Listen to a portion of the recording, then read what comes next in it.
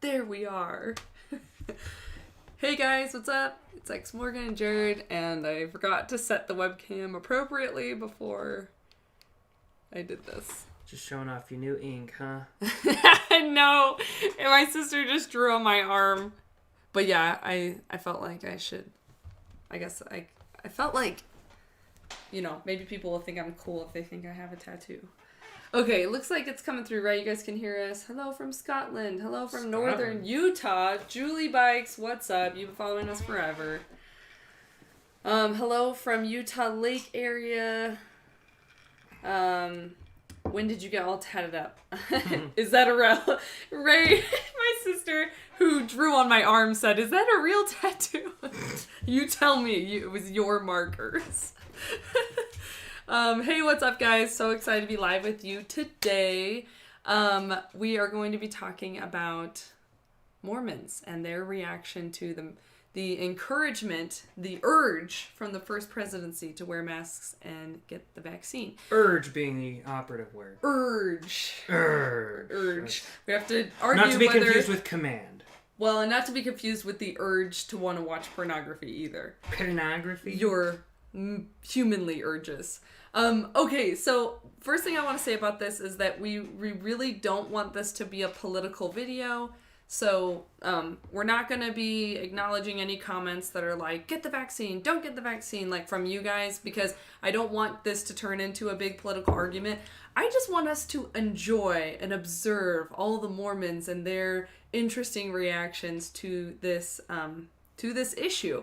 Well, it's interesting because it's sending people into faith crisis who never otherwise would have gotten into a faith crisis, I think. Absolutely. So me and Jared are going to stay neutral with our opinions and just know that the comments we're reading do not reflect our personal opinions, and you'll see that because there's an array of comments that we're going to be reading from the Facebook post about the church's announcement. Oh my God, so much excitement to get into. Before we get into it all, I wanted to say a huge thank you to our Patreon supporters. And let me just pull up their names really quick.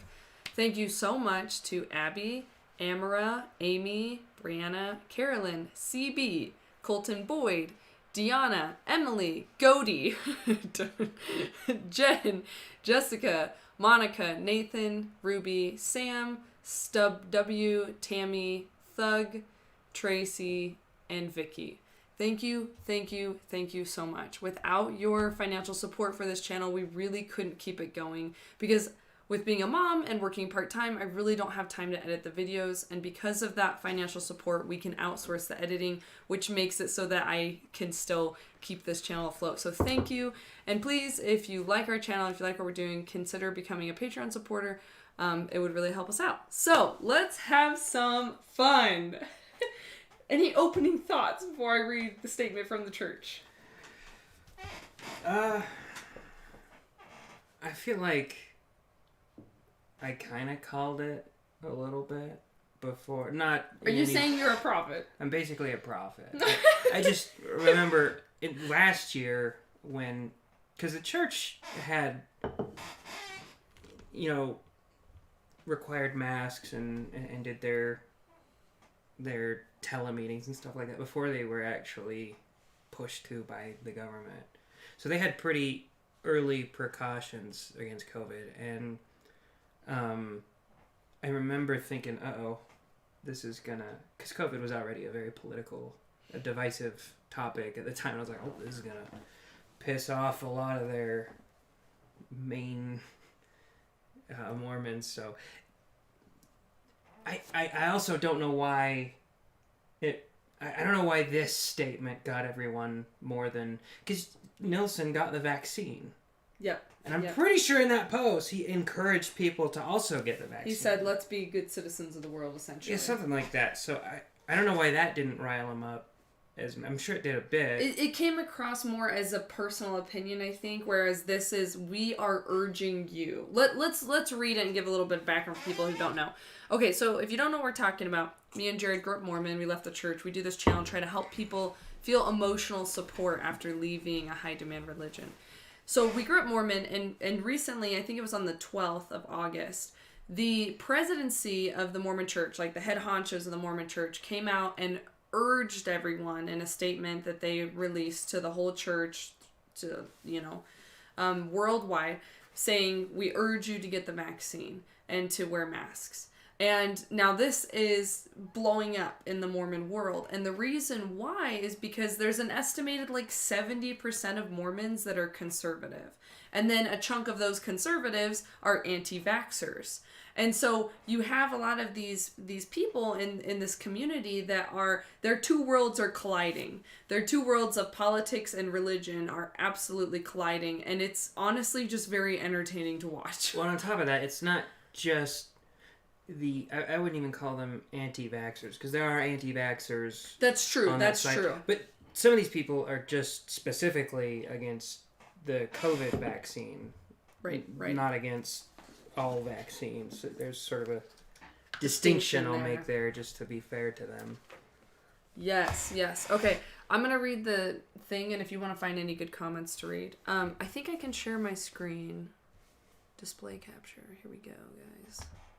Whoa.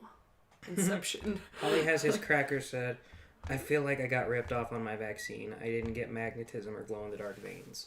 It does seem like a ripoff. Okay, I'm going to read this and then you can highlight more. I was asked if this is whiskey on a Friday night. And no, it's whiskey on a Friday evening. It's not night yet. Mine is water. Some Gentleman Jack. Guys, I'm kind of a wimp with alcohol, unfortunately. I'm not a very good representative of ex-Mormonism, sadly. Okay, because if you really want to be a good ex-Mormon, you got to be an alcoholic. You definitely, yeah. All right, the first presidency urges Latter-day Saints to wear face masks when needed and get vaccinated against COVID-19. The first presidency of the Church of Jesus Christ sent the following message on the 12th, blah, blah, blah. Okay, brothers and sisters, we find ourselves fighting a war against the ravages. Is that how you say that word? Where is it? Ravages of COVID-19 and its variants, unrelenting pandemic. Sorry, guys. I hate reading out loud. Do you want me to read it? I hate reading out loud. It makes me very conscious. Just go ahead. Self-conscious. It makes me very self-conscious. And I have to do it a lot. Okay, go ahead. I'm just going to... Dear brothers and sisters, we find ourselves fighting a war against the ravages of COVID-19 and its variants, an unrelenting pandemic. We want to do all we can to limit the spread of these viruses. We know that protection from the diseases they cause can only be achieved by immunizing a very high percentage of the population. To limit exposure to these viruses, we urge the use of face masks in public meetings whenever social distancing is not possible. So, always. To provide personal protection from such severe infections, we urge individuals to be vaccinated. Available vaccines have proven to be both safe and effective. We can win this war if everyone will follow the wise and thoughtful recommendations of medical experts and government leaders. Please know of our sincere love and great concern for all of God's children. And note that it's signed the first presidency, Russell, Dallin, and Henry, which, first Russell, name basis? I am on a first name basis. Russ. When they're not your prophet, you can call them whatever you want. Actually, it's the most disrespectful thing you can call the prophet is Russell Nelson. Seriously, it feels like... Leave out the M. Yeah, you leave out... It feels illegal. When you say it, you feel like, ooh, I'm being rebellious. Hashtag not my prophet. Anyway, so... It's the world's prophet. Oh, okay. Sorry, guys. Let me get you out of Inception there. Okay, so here's the situation. The church comes and posts this. And you know what? Actually, I'm just going to jump into reading this Reddit post that I really liked because I think it actually sums up what I was going to say really well anyway. Okay, so I found this post on Reddit. And... essentially, let's see, the post is labeled "The New Vaccine and Mask Stance is Truly Devastating Turning Point for Mormonism. The Church may never recover from this." Okay, so the context is, they're strongly urging the members to get the vaccine, and many members believe this statement went against their free agency to choose. They felt like the church was giving unwanted or false medical advice, or simply was upset that the first presidency would say something that went against their conspiracy theory beliefs about vaccines. Throughout the history of the church, The prophet has nearly always been blindly followed. This is true for polygamy, asking members to come out to the West, going on missions, etc. In recent history, there has never been as much pushback on a commandment, policy, or procedure or announcement that the church has put out that was so blatantly criticized, ignored, or otherwise dismissed by its own active members up until now. Nearly all the negativity towards the church has come from outside sources or those who have already left the church. But that changed today. And I mean, he posted this a little while ago, but that just changed. Never has the church upset or angered this amount of its own members who claim to sustain the prophet and other leaders. I read through a couple hundred Facebook comments earlier today, and we're going to get to those comments, and oh my god, they are so good. So hang in there, guys. Like those, my jaw kept dropping as I read the comments. It was just a self-righteous shit fest. I mean, crap fest. So anyway, wow. Okay, let's see. Facebook comments of people that were upset and saying that they no longer felt the church was true because of the church putting this out there. Wow, that's a huge deal. On top of those comments, about half the comments were mental gymnastics about why they were still deciding to not get the vaccine and how if it's a commandment, they felt like the post was a mistake. If it's not a commandment, the post was a mistake. Okay. At the very least, this means one thing. The days of blindly following the prophet are maybe over. No longer will the prophet's messages be received with open arms without a second thought by its members. From this point on, there will be scrutiny of further commandments, policies, or practices or inconveniences that upset the members. The prophet used to be someone who everyone would follow off the cliff, but maybe that's no longer going to happen. Do you want to comment before I keep reading this? Yeah, so I think one of the problems is the church sort of did this to itself in a way. Because the guy's saying that it used to be a church where people would follow the prophet off a cliff. But I don't know if it's been that for a while. Because after he said this, I was like, wait a minute. The church has been so tepid on everything for my entire lifetime, at least that I can remember. Right. They haven't really issued any unique commandments. Everything that prophet has done, and Russell M. Nelson likes to be this huge, like... He did say that we're no longer allowed to say Mormon, and that was pretty big. That was... When you consider, like, recent revelation, that's actually, like, the big mistake. He has recent revelation, but it's all dumb stuff, like... Well, I guess the calling... So missionaries can now call once a week, which and don't have to wear a tie. Yeah, that's not dumb so much, but it's not quite revelation by Joseph Smith standards. It's also not a commandment. Sure. He's not telling you to do something. They haven't said anything new for a long time. So I'm sure, I don't know much about the history, but like when... They haven't said anything new since black people got the priesthood back. I know, and that probably shook things up too, and people are... Game changer. Yeah. Alright, sorry Jared, I keep interrupting you. What were you going to say? That's pretty much it. Just that they don't command anything ever.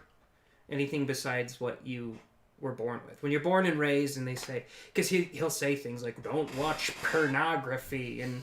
Like, yeah, they've been saying that my whole life. That's just been a stance of the church for as long as pornography has been a thing.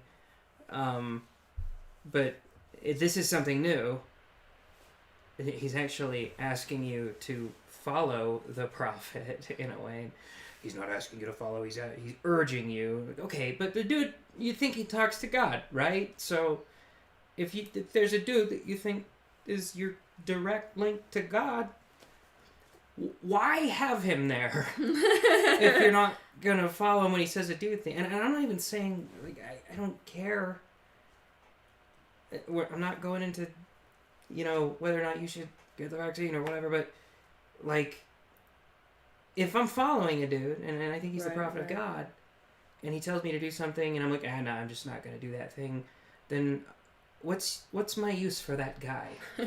Okay, Josh commented, and he said, we're all cafeteria Mormons now, which is exactly what you're saying. Like, Okay, but can you be a cafeteria? Now, so if you don't know what that term means, cafeteria Mormon is like, you're like at a buffet, right? I'm going to eat the chicken, I'm going to eat the potatoes, but I'm not going to eat the salad because, why would you go to a buffet and eat salad, right?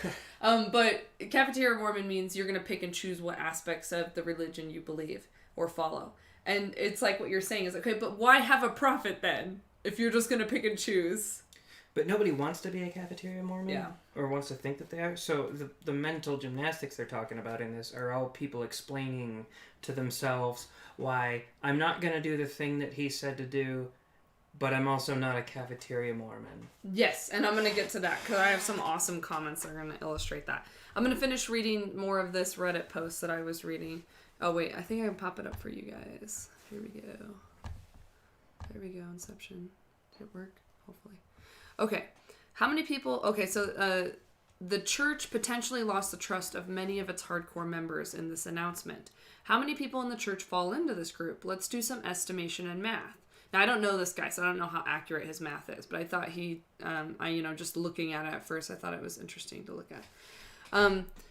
Okay, so he said, let's focus on the United States. There's maybe 6 million members, right, that are active. And 70% of those, according to this Pew Research Center, are conservative. He thought maybe that number was low, but going with that number, according to a poll... Really? I do. According to a poll conducted by this other place, 41% of Republicans are not planning on getting vaccinated. For our purposes today, let's assume 20% or half of those are hardcore anti-vaxxers. If we do some quick unofficial math, we can decipher that, you take the 6 million members times, these percentages, and you get 900,000, which is close to 1 million of potentially very upset members. And then he edited because someone mentioned that perhaps the activity rate would be around 40% of that. So he said maybe 300,000 members. Either way, the amount of members that fall into this category make up around 14% of all American members, or around 1 in every 7 members. So what does this mean? For one, many of these members may choose to leave or branch off or make their own culty versions of the church that better suit their beliefs. This could lead to some bad press for the church and may cause some to leave the church just due to how bad it makes... just due to how bad it makes the church look because of those idiots. Wait, I read that weird. Oh, well. In addition, at the very least, many of its members may become weary of prophet leaders' teachings and will become inactive or cafeteria Mormons, and this will make the church lose a lot of support and families who generally have more kids and fall into this category. Anyway, essentially what he's saying here... We're about to get a lot of offshoots. Maybe, right? That maybe it's possible. But I really like what this post had said. Sorry for the inception, guys. I really liked it because I felt like it pointed out that this is a serious amount of backlash. And if you want to really see how serious the backlash is, all you have to do is go to the Facebook page for the LDS Church and look at their post of this announcement. And there are thousands of comments. And people are just murdering each other in the comments. Like, it's ranging from stuff like, I follow the prophet no matter what, even though I don't understand why, to like really judgy comments like, you are essentially an apostate if you don't get the vaccine, to like on the flip side, people saying like, I got personal revelation that I don't have to get the vaccine and personal revelation matters more. And then people arguing back and forth whether the church putting this out there is doctrine or not. They say that personal revelation matters more than what the prophet says. Right, but it's like, but to what extent, right? Now, hold that thought, right? Hold that thought, because I'm gonna pull this up really quick because this is what we're running into here. All these members are saying like, well, I got personal revelation that I don't have to follow that, right? But you would think that if the prophet, God's mouthpiece on the earth, if he urged you to do something, whether it was a commandment or not, you would think someone would think, I better freaking do this thing, right? But someone posted, I'm trying to find it, a quote from Oaks. Jared, do you know what quote I'm talking about? It's wrong to question the leaders of the church, it's wrong to criticize the leaders of the church, even if the criticism is true. Oh my God, no, but that's another good one. That's my favorite. Oh my God. Okay, hold on, let me find it. Here it is. Unfortunately, it is common for persons who are violating God's commandments or disobedient to the counsel of their priesthood leaders to declare that God has revealed to them that they are excused from obeying some commandment or from following some counsel. Such persons may be receiving revelation or inspiration, but it's not from the source that they suppose. The devil is the father of lies, and he is anxious to frustrate the work of God by his clever imitations. Okay, so you have this, like, okay, is the prophet speaking as a prophet, or is he speaking as a man? And if he's speaking as a prophet, your revelation is wrong if it's not in alignment with what the church is saying. So I also, like, that means Satan can imitate the feeling of the Spirit to confirm your personal revelation? Which means we screwed, right? Well, yeah, we're definitely screwed because the odds are just insurmountable. Because there's only one right answer to a question that you ask God. So, he has his one right answer, and then Satan has trillions of wrong answers. I feel like the odds that you'll choose one of those wrong answers, I don't know. Like, right. And I guess sort of my issue with this is, like, okay, I don't want to be the, you should follow the prophet guy, because that's weird coming from me. But, like, it is odd to me that if you have this hierarchy, right, that the prophet is at the top and he talks to God, but maybe your personal revelation can supersede that. It feels like the prophet should be at the top, otherwise it's sort of just anarchy. Because... like, because anyone could say that, God told me this, and everyone needs to believe it. Yeah, and I guess maybe at that point it's just on the honor system. Like, if you don't do it, then you're screwed. You're gonna go to the terrestrial kingdom or whatever. But terrestrial glory. Yeah, I don't know. It's just kind of perplexing, I guess. I feel like that is the same thought process used by teenagers who just really want to have sex. I got personal revelations. It's okay for us, this one instance. I know it's all good. Oh, it's a weird situation, because for a church that puts so much emphasis, because Mormonism, it really sets itself apart by putting this emphasis on personal revelation. You can pray and God will answer you. And they put such an emphasis on that. But then they backhand it with, but he's never going to answer you something that we don't already tell you, so you don't actually really need personal revelation. Well, I from what I understood, personal revelation was always supposed to be for things in your specific life. Because I feel like it doesn't matter how strong my personal revelation was. If I thought God told me that I was, supposed to drink alcohol or something when I was a Mormon, like, it's okay for you to drink alcohol, but then the prophet says no, it's actually not, I'm gonna be like, I must have been wrong, because this dude is the highest authority in my life. You get it's a trump card, right? I guess it's just, it feels like that's the pinnacle of the hierarchy on earth, is the prophet.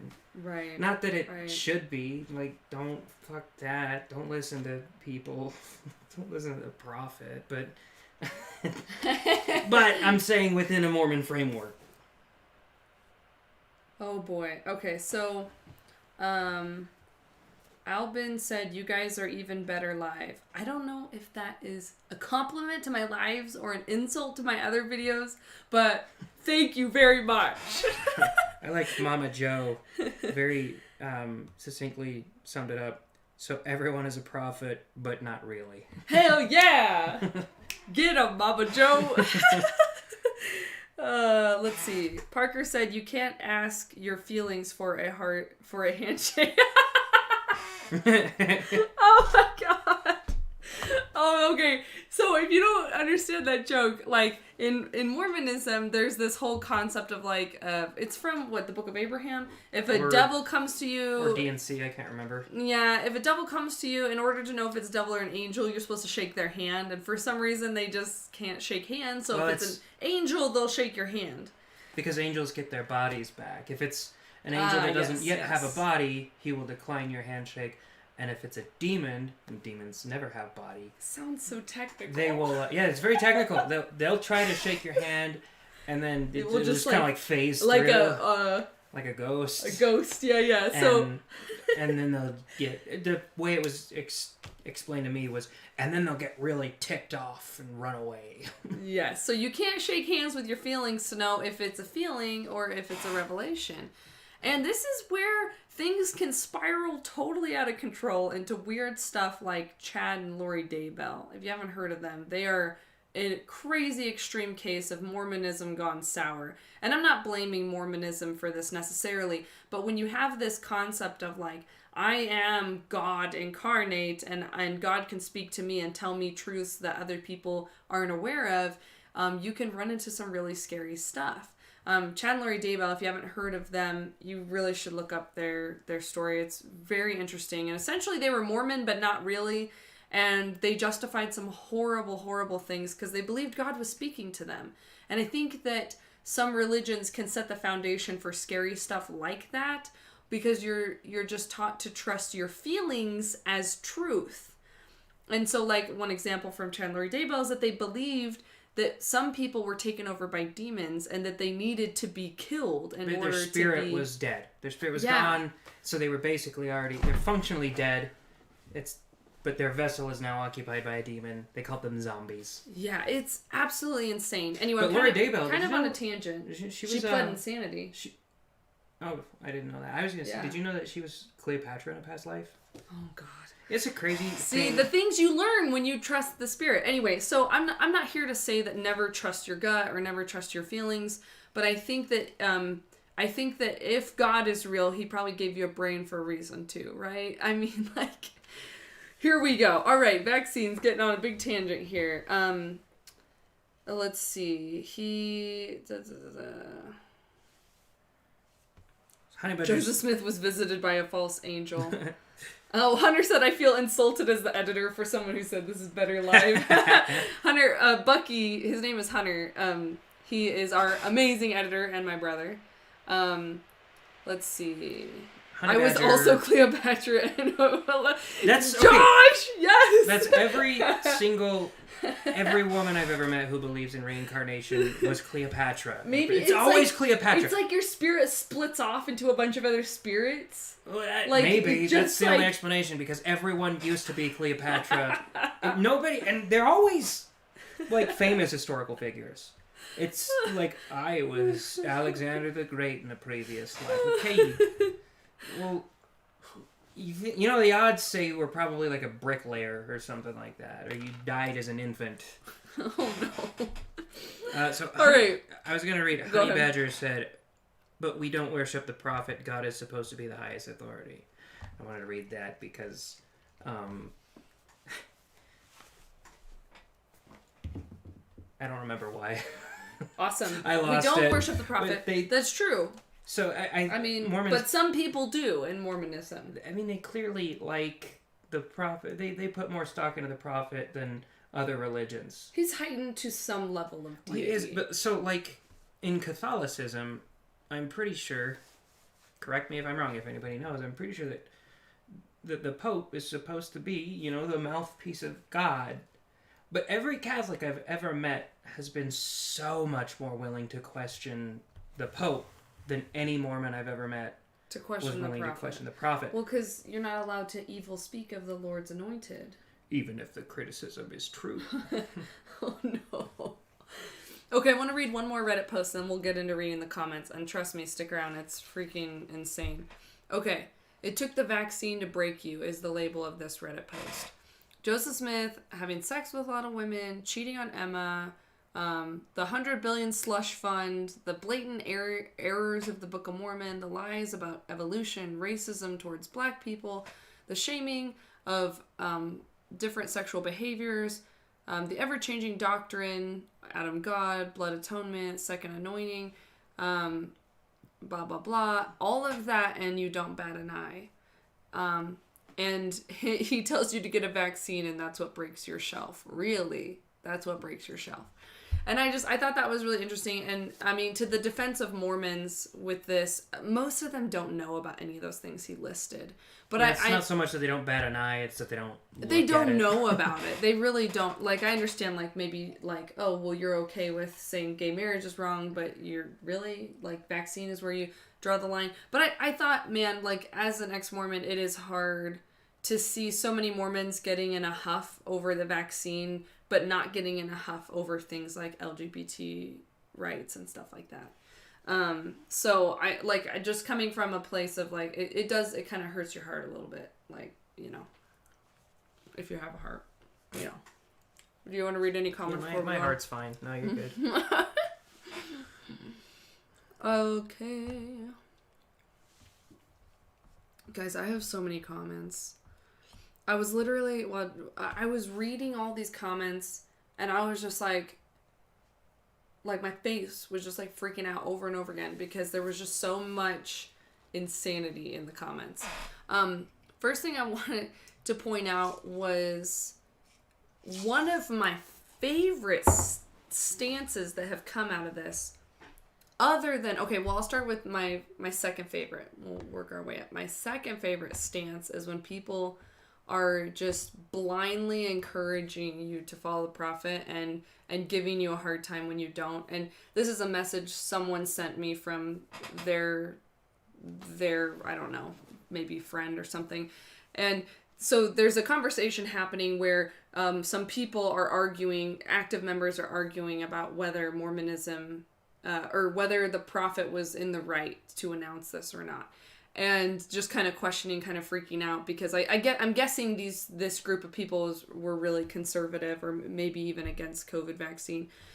And this one guy comments and he says, I think when we find out down the road, I think we will take some words we said against the prophet back. It's so easy for us to say what we think we would do, but we have no clue what's going on behind the scenes. Do I understand? No, but that doesn't mean I need to act like I know better than the prophet. That's pretty proud and arrogant when I have no clue what is really going on. And I'm just like, stuff like that scares me. That kind of blind loyalty, it scares me a little bit. Like, whether you're pro or anti-vaccine, doesn't really matter. Any kind of blind loyalty, I feel like, can be scary. And I also am just like, I wonder what I would be thinking as a Mormon if this was all going on. I feel like in my head I just chalk it up to, oh, well, Nelson, he was a heart surgeon. So as the prophet, he still, you know, really values, you know, the medicine and science. And so, like, yeah, sure, he's going to tell people to get the vaccine. But, like, there are so many people that are reacting in that way, like unto that comment I just read. Like unto that comment I just read. Thank you very much. All right, verily, let's get on to the next. So here we go. But so working up to my favorite perspective, my very, very favorite perspective that I'm sure is very, very rare to find, is the perspective that not was the prophet wrong, not was he, you know, just speaking as a man, not was he maybe leading people astray, but that he was sending us a secret message in between the lines. Yeah, these are my favorite mental gymnastics I've ever seen. Second only to Brian Hales saying, I don't know why Joseph would possibly need to receive revelation to bring back polygamy. That's a stupid... That seems... I guess that's not even mental gymnastics. That's just like a stupid conclusion. Yeah, it seems odd. Like, okay, so here, this is a really long one. I'm going to read a little bit of it, and then Jared, if you want to summarize. Okay, the statement by the church should cause some deep thought. Think about the following statements made in the announcement. First, and now he quotes the announcement. We know that protection from the disease can only be achieved by immunizing a high percentage of the population. Now this guy comments on that and says, this is clearly not true. Protection from diseases can also be achieved by the promises contained in the word of wisdom. Protection can also come from priesthood blessings and the Lord himself. The presidency clearly knows that, and yet they made this statement anyway.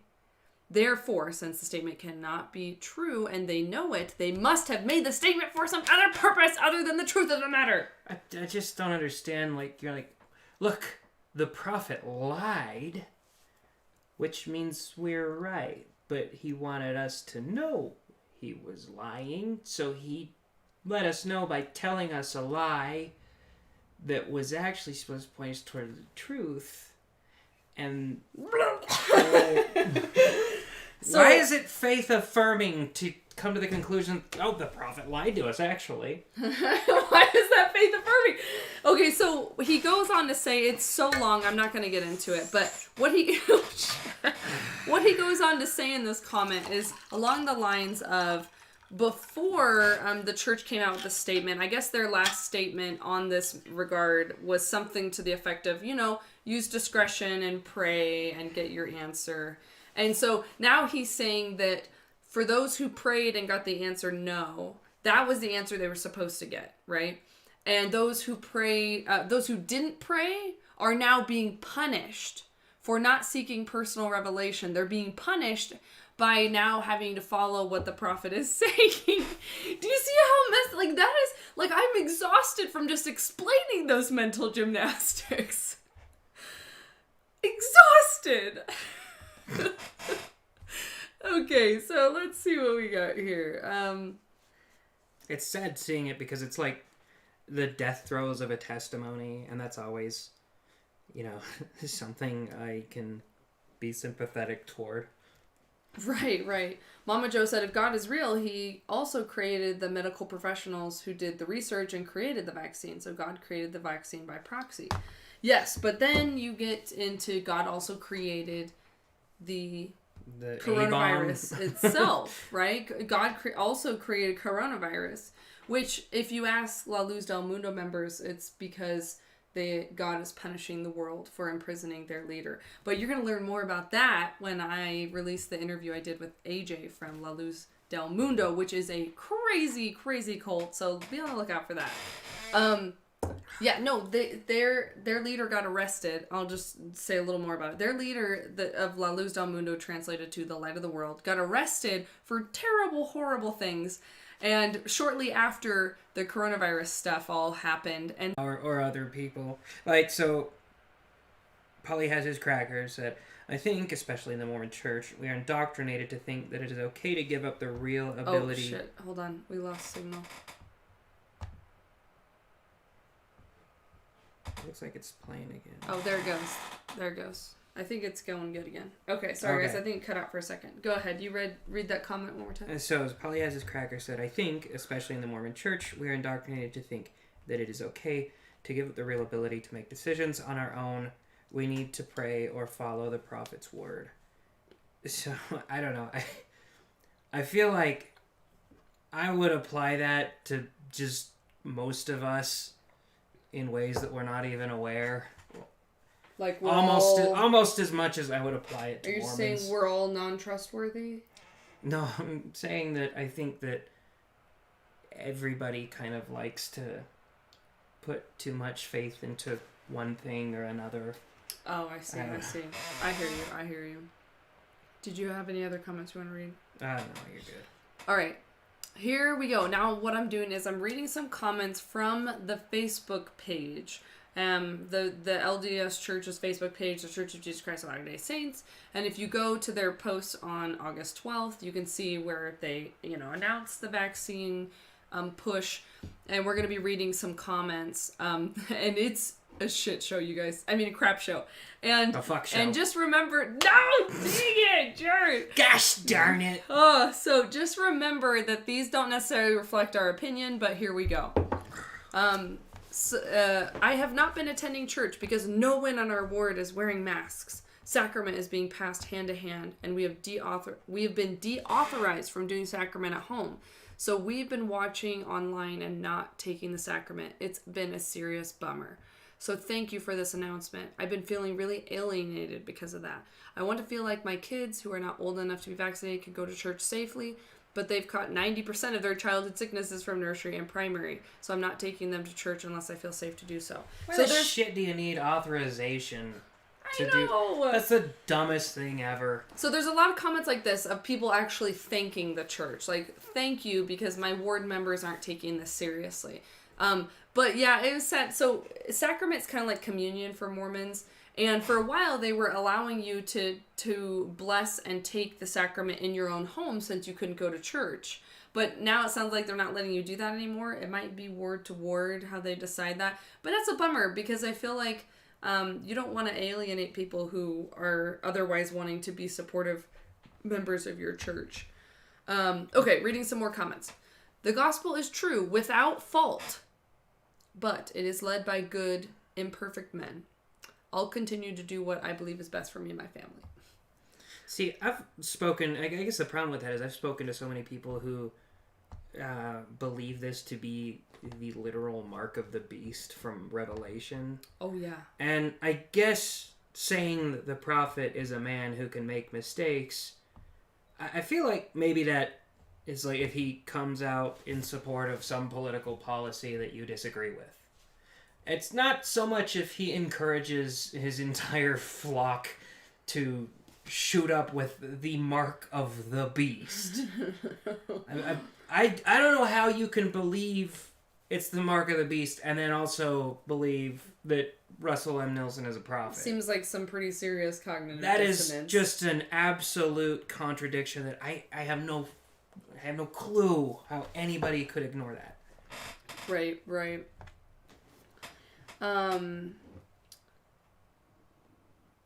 Let's see. Sorry, trying to get caught up on the comments here. Even still, and I've been out for a long time, I still catch myself second-guessing myself. That second-guessing is really deep. I totally feel you. I still second-guess myself sometimes. I mean, I second-guess myself a lot. I don't really second-guess myself with leaving the church anymore. But I do second-guess myself in a lot of areas of my life. Okay, another comment. And this one, I'm going to read the comment, and then I'm going to read a bunch of the replies because it was so good. So here's the comment. So grateful we are called to always seek personal revelation. This is not doctrine, it's a recommendation. Because there's a lot of people in the comments that have been saying stuff like, this is a commandment and you need to do it or you're an apostate. Anyway, so then someone commented and said, it's from the prophet who literally speaks for God. So if God himself came down and said to you, I urge you to wear a mask and get a vaccine, would you do it? And the person didn't respond, but everyone else responded. So let's read some of those. Unless you stay at home 24/7, your decisions affect others. We are our brother's keeper, and the brethren are pleading with us to keep each other safe. Jesus said to love your neighbor. And it keeps going, guys. Loving your neighbor also, this is a different comment. Loving your neighbor also means not forcing them to do what you want. If someone is worried about COVID, they can stay home 24/7, but that doesn't mean I'm going to live my life in fear, and that means that I won't be forced or peer pressured into getting an experimental vaccine. And then another comment to that. Turn it around on yourself and see if you feel the same about things like drunk driving or speeding. You should be able to do what you want, and if it endangers others, they should stay home. That doesn't sound quite right to me. That's analogous, but whatever. Right. But it's really interesting to watch their dialogue, right? Okay, so here's another comment. Do you do everything you're told without seeking personal confirmation? The church teaches us to search, ponder, and pray, to seek direction from the Lord. And if it's guided by the Lord, someone will get the same answer. But personal revelation is what's most important. Okay, but did you seek personal revelation on? I get not having premarital sex. Drinking coffee. Did you really think that was something you had to ask God about? I feel like if you believe that Mormonism is true, he's pretty damn clear about what he wants you to do. And this, urge, yeah, that's not command, but my God. And I should note that I think the people who are being genuine in these exchanges are almost zero. Because It's a lot of virtue signaling. Yeah, the more liberal Mormons are saying, well, we like to follow the prophet. You have to follow. No, you're just excited that he said a thing that you like. That's all it is. And the ones that are questioning him aren't questioning him for, like, anything reasonable, I guess. It's just, he said a thing you didn't like. As soon as he says a thing you do like, you're going to be back on his team, and the liberal Mormons are going to be like, hey, screw that guy. Yeah. It's like when every ex-Mormon, for whatever godforsaken reason, every ex-Mormon seemed to think that Dieter F. Uchtdorf was, like, on our side. You know, he's one of the good ones. Because he's very nice, very likable. Because he doesn't when harp he speaks on or whatever. And homosexuality so much. Well, and then he did he was the one that did the Doubt Your Doubts talk, Yeah. which is one of the dumbest things I've ever heard anyone say. And all the ex-Mormons, it was like they were going through another faith crisis. Like, oh my God, is Uchtdorf not this, like bastion of Mormon liberalism that we thought he was? No! He never was! Sam said, question, for Mormons, is sacrament basically cosplay cannibalism? No, that's Catholics you're thinking of. Yeah, I don't think... It's called transmutification or something like that. Transubstantiation. Yes. That's And a it's the Catholic thing. belief- That's not a Mormon thing. And not all Catholics believe it, but it's this idea that, like, when you partake of the communion, the sacrament, the bread and the wine, or the crackers or whatever the F you guys do, it's that it turns into the blood and body of Christ when you eat it, which apparently, you know, is just part of a healthy Catholic diet. So Flesh. Flesh and blood. Okay, reading more comments. And again, this is still responding to the comment that, like, so grateful that we can seek revelation. This is a recommendation, not doctrine. This person said, I have received confirmation and continue to that President Nelson is the prophet and that he speaks on behalf of the Lord. That confirmation to me then means I have to pray about I don't have to pray about every little thing he asks of me. Ah, I get it. It makes sense. If he's a true prophet, you don't have to ask if he's right about everything. Doubt your doubts. Because I know he speaks to God. To me, it's the same thing as God himself telling me. Of course, I seek direction and receive personal revelation in my life, but the Lord will not give someone a personal revelation that goes against the revelation he gives to the prophet. If someone receives contrary revelation, then I can promise the revelation didn't come from the Spirit. Lovely. That's like that Oaks quote I just read a bit ago. And then someone commented and said, not everything the prophet says is a commandment. And then someone responded to that and said, this is not how prophets have been taught to act. We should always be seeking a personal witness. And then someone responded again, that's true, but when he urges, that's pretty strong language. And we should take note. And we aren't safer for following the prophet, even if it's not given in the word commandment. When the First Presidency releases a statement from the First Presidency, we should be very careful about going contrary to that, because it is directly from God.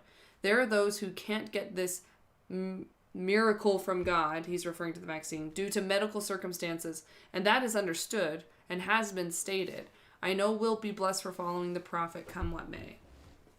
Anyway, so just giving you guys a second to digest all of that, because it's just so interesting to watch them dialogue with each other, all having the same belief, all believing this man is called of God, and basically trying to nitpick at whether everything he says is coming from God or not. And if you're looking at this from the outside, it can seem really silly. Like, it can seem like, why would you think anything anyone said always came from God? Or, like, any one person could always speak for God. But when you grow up in a religion, a high-demand religion, like Mormonism, Jehovah's Witness, La Luz del Mundo, 2x2s, those kind of situations, your leadership is often kind of like not a normal human almost. Like, they're kind of deified a little bit.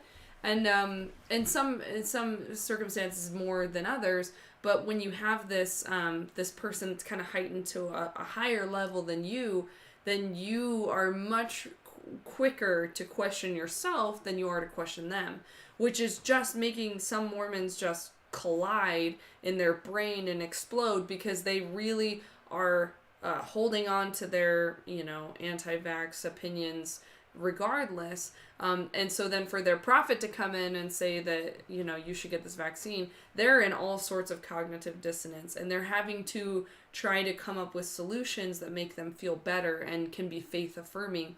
And it's a mess. What are you going to say? Rock on.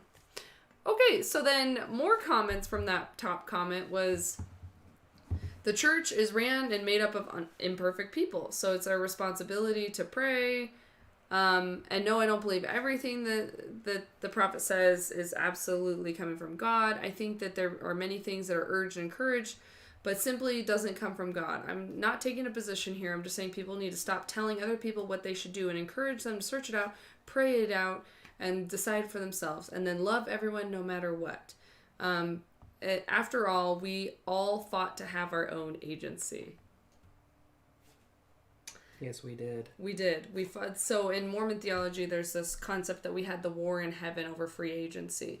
Like, Satan wanted to just have everyone do everything correctly so that they could all return to God. And Jesus was like, no, I think we need to give people free agency because it's that important. There was a war fought between the Jesus people and the Satan people. And the Satan people ended up coming down to earth just to tempt us to do bad, because when it turned out that their plan didn't work out, then they just wanted everyone to suffer since they have to suffer. Very selfish. Anyway, so I just thought it was really interesting when he talked about, like, we fought to have our own agency. And I feel like there's kind of this double hand with Mormonism of, like, agency is so important, but then it's not at the same time, because you should always be following every little thing that the prophet or leadership says to do. And so it's funny because it's like, yes, agency is super important sometimes.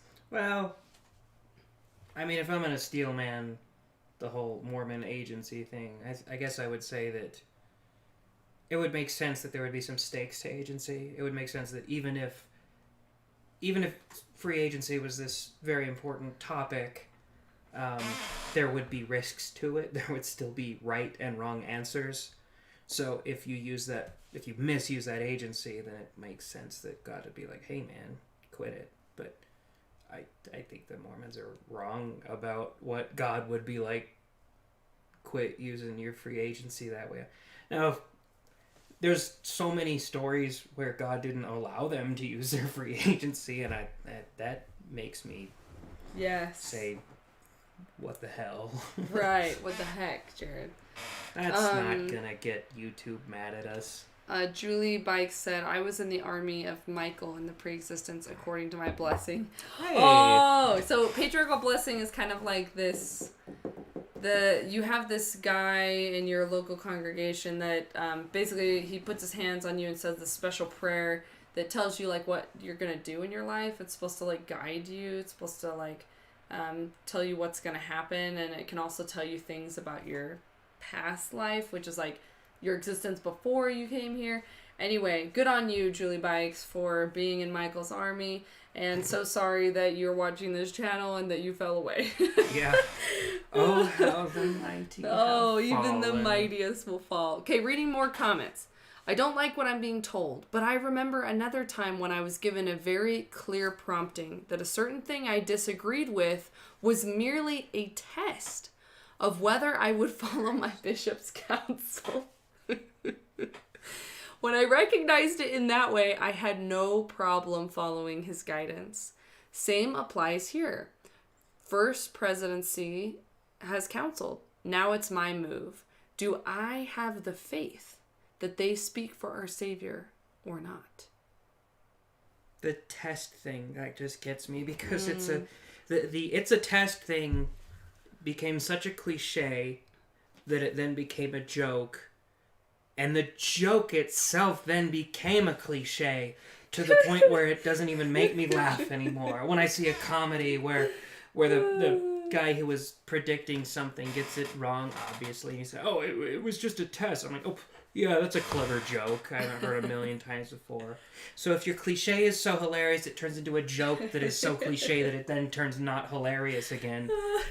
Maybe you need a new cliche, but and I guess it's a cliche for a reason, because it works. Right. That's cult 101, man. It's just scary to think that, like, anytime you disagree with something, it's a test of your faith. Because then you can never really doubt, you can never really think for yourself. It's a scary thing. I think the world right now is just every single person trying to explain why there are no wrong answers. Oh no. Oh no, here we go. No, that's what it is. It's like, I can't be wrong. It must be God who's wrong. Or God is purposefully lying to me to see if I'm smart enough to know when God would lie to me. It's so ambiguous. Oh my god. Nothing is true. That's what that means. How could you believe... And here's the thing. I'm being kind of a dick. These people probably don't believe a lot of things that they're saying. They're probably really grasping, trying to hold on to this church that they love. I don't know what that's like because I didn't really have a good relationship with the church. Leaving it was pretty much only a relief. And so this is kind of...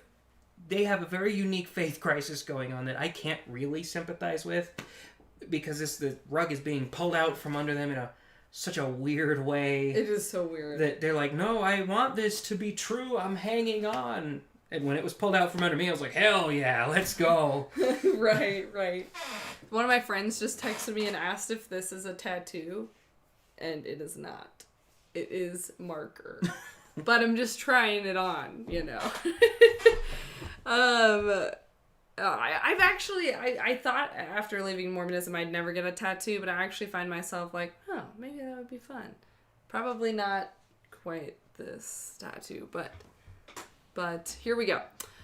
Okay, still on the same thread. Except God himself didn't come down and say to the prophet, get vaccinated. First of all, you don't know that. You don't know if God himself didn't come down and tell Mr. Nelson to get vaccinated. Mm-hmm. And then she says, the wise and thoughtful medical experts and government leaders did. And then someone else commented and said, we don't have any wise and thoughtful government leaders. They are they're only looking out for themselves and their own political maneuvers. I mean, that might be the smartest comment on there. Jared, no. I'm going to move this thing. Do not make it political. I'm not making it political. Everyone knows they suck. But no, I love this comment. This next one says, but are you praying and asking God to say what you want to hear or really praying and searching truthfully? It's like that thing we talked about earlier, is that I can't shake hands with myself to know if this is me feeling this way or if this is God making me feel this way. Yeah, well, that's actually, that would have been me as a Mormon. Because I got very tired of people being like, I want to do this crazy thing. And I was like, don't do that crazy thing. And they were like, but turns out God wants me to do that crazy thing. And most Mormons at that point are like, oh, I can't question it. God told him. But I would be like, I don't think God told you to do that crazy thing. You can't prove it otherwise. No, I had zone leaders on my mission, seriously, that were they would give us new instructions all the time. Like, our revelation told us blah. And by using the word revelation, we couldn't question it. Our revelation tells us that all of our missionaries need to invite investigators to be baptized on the first visit every time. And I was like, I'm not going to do that. Oh, God. And he's like, but we received revelation. I was like, yeah, I'm not doing that. That's stupid. He's like, are you saying we didn't receive revelation? I was like, yeah, I don't believe you. Mm-hmm. That's a stupid idea. Well, it seems ingenuine. Unfortunately, God always asks people to do really, really stupid things. It's a test. It's just stuff like that makes me think, like, is God just, like, petty? Like, I remember one time a friend saying to me something like when I was having my faith crisis, them saying, or something was happening, I don't remember, but they were essentially saying, like, oh, this weird thing that didn't work out the way you wanted it to work out, it's actually God testing your faith. Oh, will you take that call? Yeah, I better take it. That's the babysitter. Can't ignore the babysitter's call. Anyway. Yeah, so it's just, it's a scary situation when it's like anything that you consider to make not make sense could just be chalked up to, oh, it's a test of your faith. Is everything okay? All right, cool. Our kids are alive. That's so wonderful to hear. Okay, so I'm gonna read some more comments unless you have any comments on there to read. No, you're good. This one was bad. Okay. And I know people who have almost died from the vaccine. Severe side effects, including neurosurgery. Is that a side effect? It's a crapshoot. I know several people, members, non-members, who choose not to get it. Everyone has to do what they think is best for their family. And then this person commented and said, most people who say, I know a bunch of people who almost died from the vaccine are liars and just are trying to not rethink their stupid decisions. Everyone who thinks differently than me is stupid. And then someone I know that to be true, but that's because I'm always right. Yeah. And then someone else responded and said, wow, my healthy niece died from myocarditis a few days after being vaccinated. Would you like a copy of her death certificate? Please be kind in your comments. You have no idea what some people have gone through. I was just like, oh my god, like, this is just getting so intense. Like, calling each other stupid, like, if you wanna, offering death certificates. If you want to dissuade somebody from a mentality you think to be harmful, you don't call them stupid. Oh god. Yeah, seriously. Mama Joe! Thank you for your donation. You are so amazing. Mama Joe is amazing. He's going to do an interview with us at some point. Ex-evangelical and crazy, crazy stuff. Like, his story is crazy because, like, burning... He did that kind of stuff that was popular, like, where they burn, like, worldly music and see demons coming out of the fire and stuff like that. If you want to get a good grasp on Mama Joe's story, go watch the documentary Jesus Camp. Every time he talks about it, it sounds like that horrible, horrible documentary, and it just makes me want to hug him. Because that documentary makes me cry. It's terrible. Oh, so sad. Julie Bikes said, hit the like button. That's such a good idea. Okay, I'm gonna read. Holly has his cracker. Go ahead. Heard my story and said, "Wow, were we on the same mission?" Probably not. I was in Brazil, Porto Alegre, south. But that sounds like a pretty universal mission experience. Missionaries saying really, really stupid things in quotes because God told me. Okay, so I'm going to read this other comment. I'm sorry for those like A and B who have experienced any life-changing side effects. I think she meant from the vaccine. The church handbook discusses vaccines and how vaccines are in general safe when administered. I love again that it's like, okay, the church handbook is telling you that vaccines are safe. It's like, wait, just like, couldn't you do like your own research and try to figure this out as opposed to like, let me go to the church's handbook who are supposed to talk on spiritual matters and get my information from that. Okay, I had some joint pains since receiving the vaccine, but I had no doubt that it was what I should have done because the Spirit guided me to my decision. My joint pain outweighs a person having a stroke due to COVID or dying due to COVID, but maybe that won't be the side effects on the vaccine on your body. If you have any doubt, go to God in prayer and follow your answer.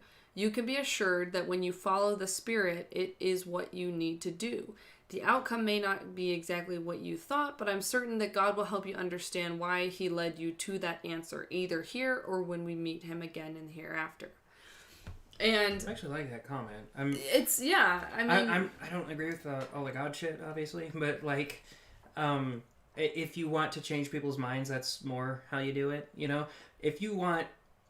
I think the way that if you want to convince people, the vaccine people, if they want to convince the non-vaccine people, you have to acknowledge that there's always some degree of risk with any vaccine. The idea of a vaccine is that the benefit outweighs the cost, so you just gotta look into the benefits and the cost, and you gotta explain to them that you think that it benefits us more than it costs us, or something like that. And that's what this person's kind of trying to do. You know, with Jesus added, which is cool if Jesus is your thing. But yeah, again, I think that it's the common theme in all of this is, you know, y'all need to be praying. And it's like, well, people are praying. And some people are saying that their answer is to get the vaccine. And some people are saying their answer is to not. And then people will say, well, that's because that's why we have personal revelation. Because then everyone can get a different answer and that answer can best suit them. But again, I think it's dangerous to trust your feelings as opposed to other information. Because you might get a feeling that you should or shouldn't get vaccinated, and it might not actually be what's best for you. And same goes for anything. Like, you could get a feeling to go to a certain college or to apply to a certain job. But if you're trusting your feelings over your wisdom, over your rational thinking, there's a problem. And I think that they do this thing where they're like, well, if you have this feeling that you need to get this job, even if you don't want the job or you don't like the job, like, you just need to have faith that it's the right thing to do. And then they look for confirmation bias as to, like, maybe something good that came out of it, that they just feel like, oh, well, that was my answer from God. But I just think, I don't know, I grew up with this mentality of, like, I shouldn't be aiming to do what I want in life. I should be aiming to do what God wants me to do. And it left me horribly afraid constantly that I was going to do the wrong thing. And it was really scary for me.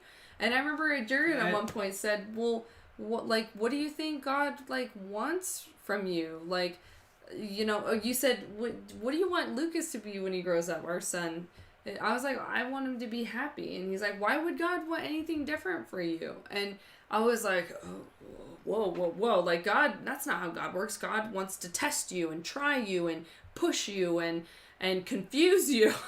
So, I mean, it makes sense that, like, if they're, like, I want to push and test, you know, our kids too, like, obviously to a safe degree. So I'd understand that. But you kind of took it the other way, and you always trusted the answers that God wanted you to do, the thing you least wanted to do, more than you trusted any other answer. And it was always kind of, that's sort of where it led you, is to say that God always wants me to do just the most horrible thing to myself. So I was like, which one of these options is the most insufferable? I'm going to choose that. Right. God wants to Job me. Polly has his cracker says there are 46 people watching but only 15 likes. So he's calling all of you out. All 30 of you. My God. Things are getting fiery in the comments. Okay, here's a good one. I wonder if people argued when Moses said to look at the serpent and be healed. I bet the people who didn't look thought it took away their agency. I love that answer because, so if you're not familiar with the Bible story, what was it? It was like there's a disease going around and Moses... It's a plague, and Moses said, if you look at this serpent staff, you will be healed, and some people didn't look at it. And they're equating this to similarly saying like, oh, the church urging you to vaccine is not taking your free agency away, but you are going to be in trouble if you don't, right?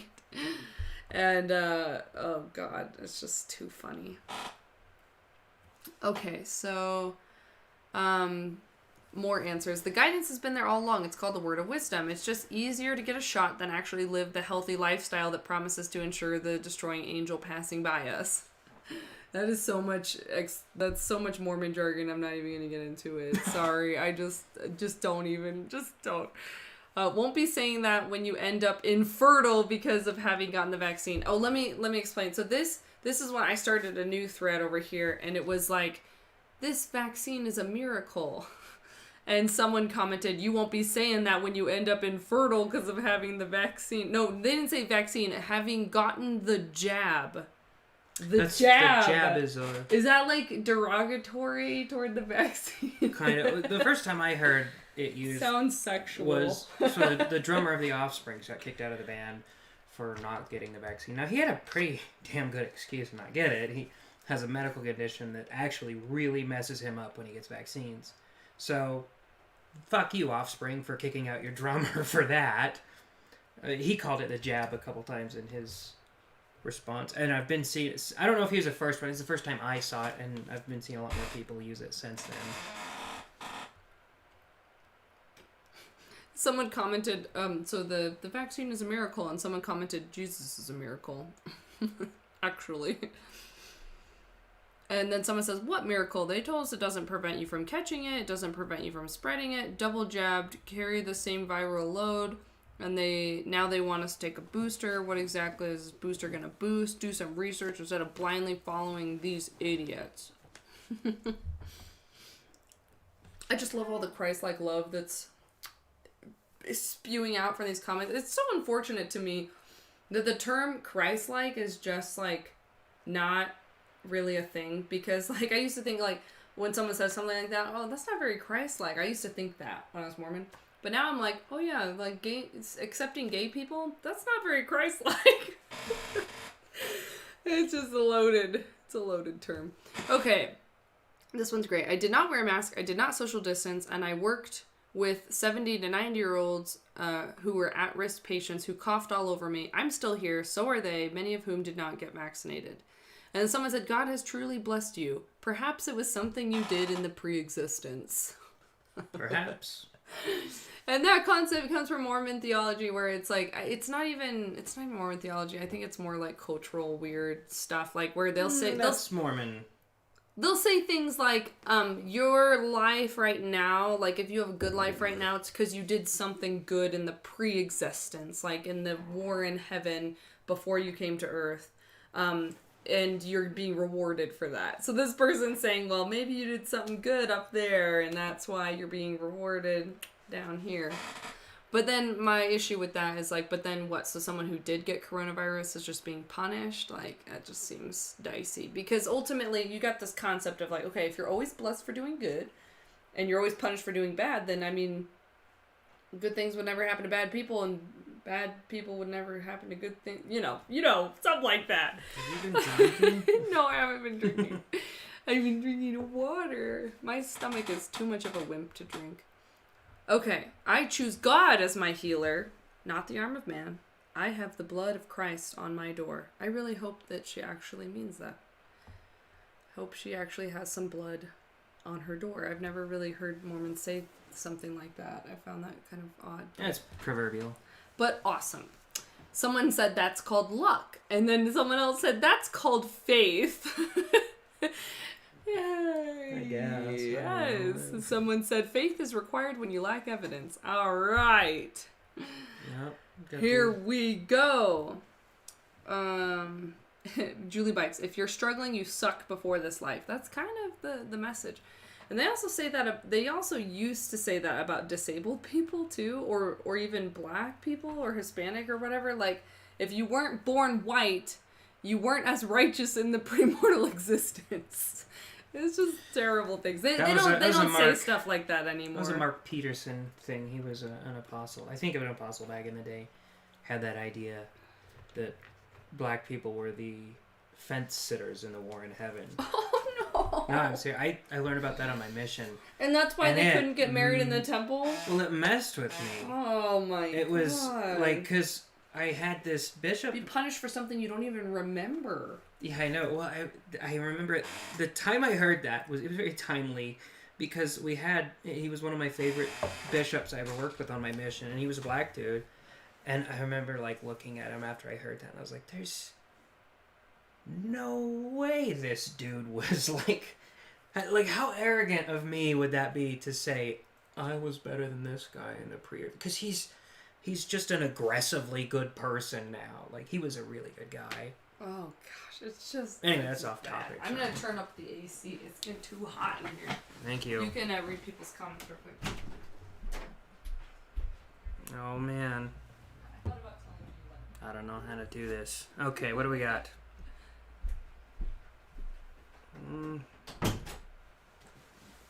Ray was out there. I could have just yelled at her. Or through the video. She's watching it. Okay, so here we go. The soy boy said the F word. Stop saying that. Who the shit called me a soy boy? Stop saying cuss words or we can't monetize the video. And then we can't pay our editor. What are you doing? Paula, I've been ignoring your comments thus far because I don't want to get charged one way or the other. But soy boy, I will not stand for. I don't know what that means. I am an alpha Chad, okay? Oh gosh. I know it looks like saying? I have a gut, but I have a six-pack. Oh no! Is that like a fat thing? No, soy. I'll tell you about it later. Oh, okay. It's a porn thing. I'm just kidding. It's not, but... Oh my god. Oh my god. Okay, here we go. Sorry, will not get vaccinated, and they should not be pushing these mandates. And then someone said, Way more people are dead because of the vaccine. Not a miracle. Do your research. And then someone said, have you bothered to look up the number of people who have died from the jabs and the number seriously injured? Harvard study says only 2% of actual deaths or injuries reported. You do the math. Anyway, they get into a lot of jargon. They also posted a lot of links to things. They posted a lot of scriptures. My favorite was when they posted scriptures. Let's see. If by miracle you mean causing people to run around infecting others because they don't have to worry because I'm fully vaccinated, I don't have COVID. It's a miracle of causing death, discord, and false hope in the foolish.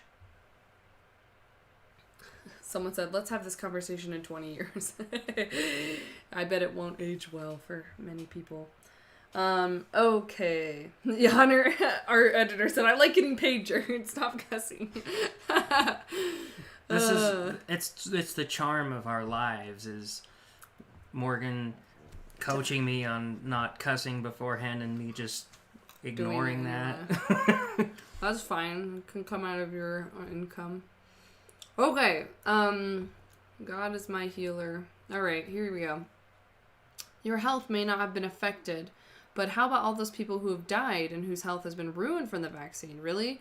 You think they are going to believe this message is from God? I guess if I got the vaccine because the church told me to and I died, I would have questions for God. What the heck? God! Buddy. You cheated me. I feel ripped off. The presidency stated to follow the advice given by governments and medical professionals. God was not part of it. Oh my heavens. As a member of the Church of Jesus Christ of Latter-day Saints, God has everything to do with the first presidency. For heaven's sake. Oh my goodness. Oh my goodness. Okay, so here's another one that's really good. I'm going to skip down. He posted a bunch of scriptures, and it was scriptures basically saying, like, you need to ponder it in your own hearts, blah, blah, blah. Ask God, exhort you to ask God. And he says, a natural question that might arise would be that if the Lord knew in advance that these men would fall, as he undoubtedly did, why did he have his prophet call them to such a high office? Now, I want to backtrack for a second that in Mormon theology, you believe that no prophet will ever lead the church astray. Like, God wouldn't let that happen. We know it's true because a prophet said it. Exactly. The answer is, so he's saying, a natural question that might arise is, like, if he knew that this prophet would fall, why would he let this happen? And the answer is to fill the Lord's purposes. For even the master followed the will of the Lord of the Father by selecting Judas. President George Q. Cannon suggests an explanation too, which states, perhaps it's his own design that faults and weaknesses should appear in high places in order that his saints may learn to trust him and not in any man or men. I think if I was Mormon, I would have found that very compelling, that comment. Yeah, probably. I was going to read this real quick. Go. It's a comment by BBR. Says, I'm being pulled both ways by friends and family. I'm so confused by pro-vax and anti-vax info. I'm leaning more toward getting vaccinated. I just want to do what is best for my family. I was reading that because I'm very sympathetic to you. These are very, very confusing times. And people are going to try to pull you one way or the other. I'm not going to tell you what to do, obviously. I don't know what you should do. I think a lot of people in the comments are thinking that, like, I am against you because you are against this vaccine, and that's not true. I am pro-truth. That's, what we come down to. And I'm not going to insult you for being against the vaccine. I'm not going to insult you for being for the vaccine. I'm going to try to hear out what I think is legitimate information. And that would be my advice to you, BBR, is to just make truth your first principle and just start from that foundation. Yes. And don't be a dick. Just quit being dicks.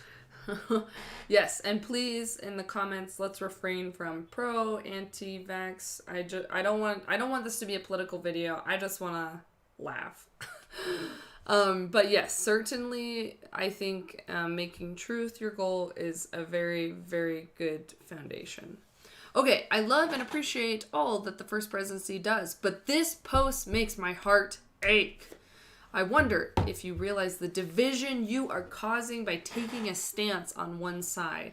I know both sides, whether choosing to vaccinate or not, are generally trying to make the best decision for them and their families. I feel like this is a guilt post for those who have chosen not to.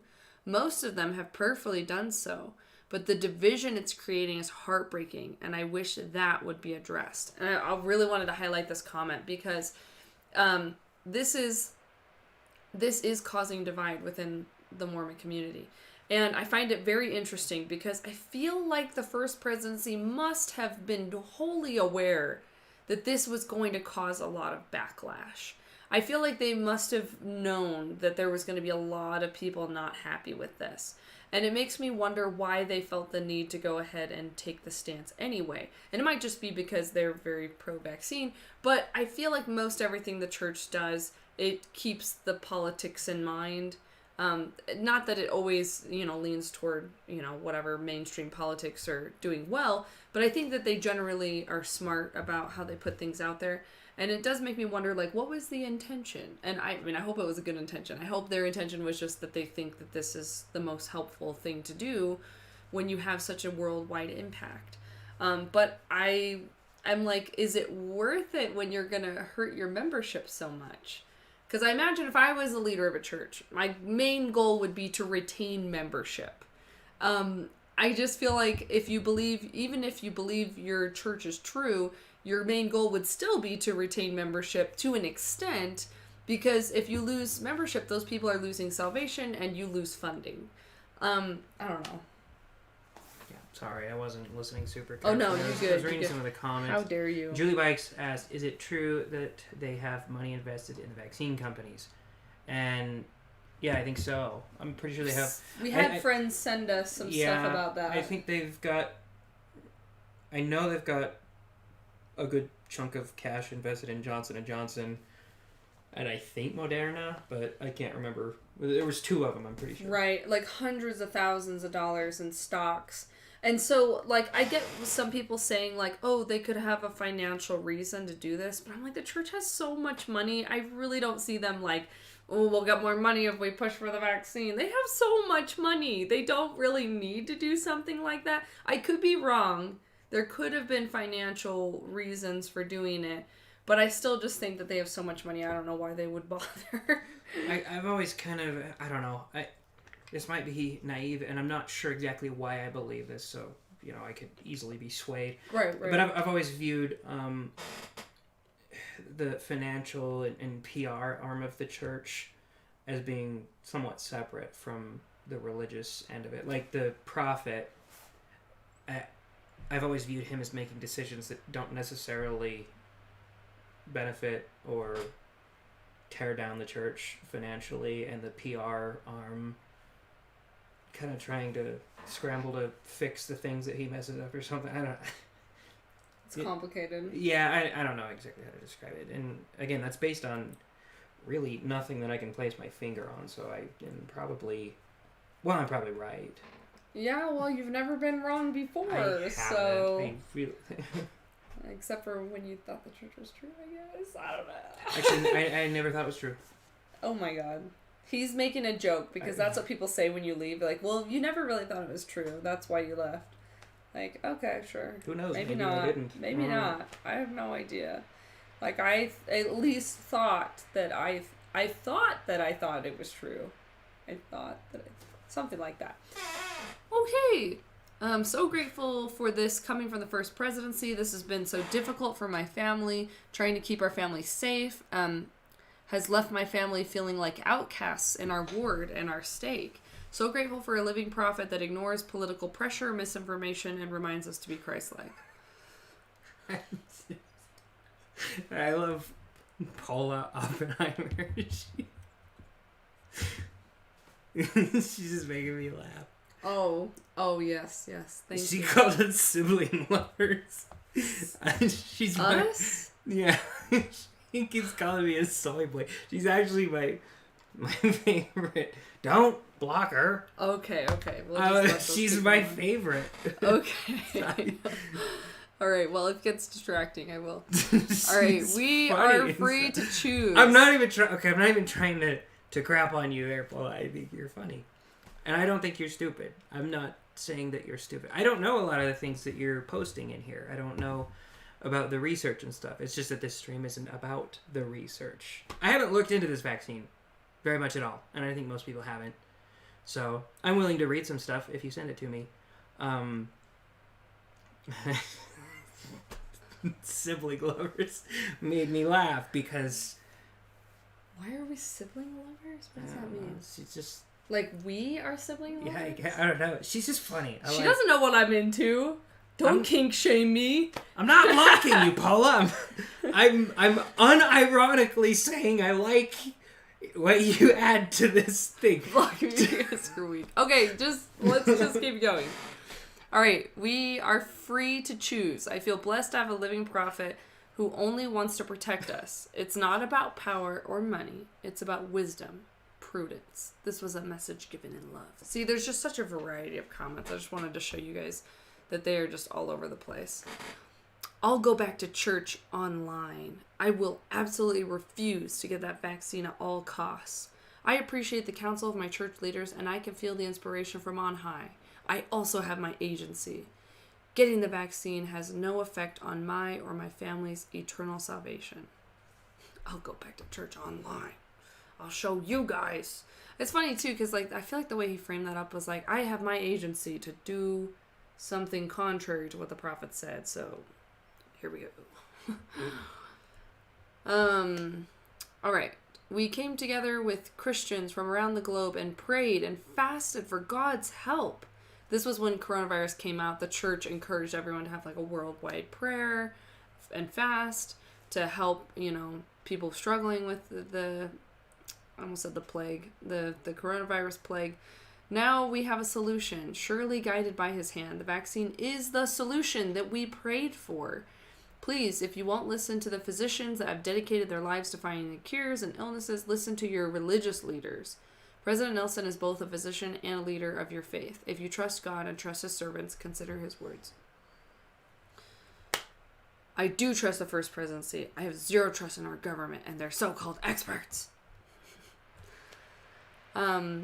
What more do members need? The prophet is literally urging us to do what we can to put an end to this pandemic, including being vaccinated and wearing masks, if our health permits it. There needs to be less murmuring and more action among the Latter-day Saints. I just feel offended that he didn't write the members of the Church of Christ of Latter-day Saints, but it's better than writing Mormons. That would be a victory for Satan. Moses look at the serpent and live, children of Israel. Nah. President Nelson, get vaccinated, wear a mask and live. People, nah. This is funny. Okay. I'm trying not to get into a political discussion or anything, but in all seriousness, I don't understand why a certain section of society really has issues with vaccines and masks.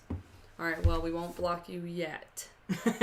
But you're toeing the line. No, I'm just kidding. I'm so cynical that I think this could have flopped either way. What could have flopped? The vaccine and mask thing. What do you mean flopped? I think that this is partisan because, I think if Trump had said, get the vaccine, wear masks, and been pro-mask mandates, we'd be almost nearly flipped by this point. Oh, no. Okay. The people that are like, yeah, masks, would be like, no, freedom. All right. So, again, trying to refrain. Oh, my God. Okay, someone said, this makes me feel so sick. I've never been super anti getting this shot, and I've tried to stay humble in making this decision to make choice in faith and not fear. But I felt like through my personal revelation, a gift of discernment, I felt led not to get it. But now this, I'm so confused and conflicted. So I get to choose between what my heart tells me and what the prophet I trust tells me. This honestly makes me feel like I can't even trust myself or my personal revelation anymore. I felt such peace about not getting it, and now I feel uprooted and a little betrayed by my own ability to discern and hear him. And this comment actually just broke my heart, because you are taught that like God will speak to you and you can listen to him and you can follow his word. And then when something doesn't pan out, you are left feeling like you're broken and like you can't trust yourself and like you did something wrong. And it's just really, really gross. Okay, let's see. All right. Someone responded to that and said, maybe this is a good time to question where you've been getting your personal revelation from. Oh, it's so sad. Satan. President Nelson is my prophet, and I will follow him when he speaks prophetically, confirmed by the Spirit. He's not my doctor. I choose and follow doctors after much research. Someone else said... That's almost always a lie. Jared, you are so cynical. Okay. Exactly right. I was saying the same thing. I'm lost now. Clearly, I have no ability to discern, make good decisions, or know the truth when I find it. I feel totally lost. I feel so sad. Like, see, this is Mormons having a faith crisis. And I guess maybe it's a good thing, but like I feel like it's in the wrong aspect because instead of the answer is the church is wrong, they're thinking that they are wrong. And and again, not trying to get into the right or wrong of the vaccine, but just feeling like they can't trust themselves is so sad. Let's see.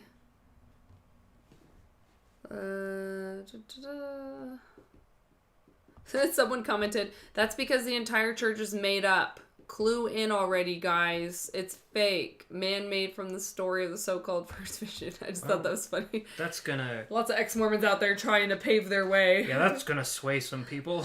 I'm like, that's gonna sway literally no one, but good try. No, that would have swayed me.